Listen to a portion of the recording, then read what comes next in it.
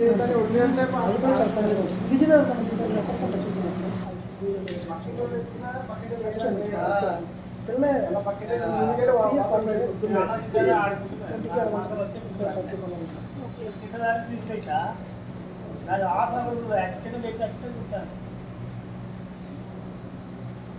ఇట్లా మామూలుగా తినిపిస్తే తింటే పెంచుకోవచ్చు మామూలుగా. టైం కావాలి, గొప్ప కావాలి పెట్టడానికి కూడా. చెప్పు ఇట్లా చూడడం బాగుంటుంది.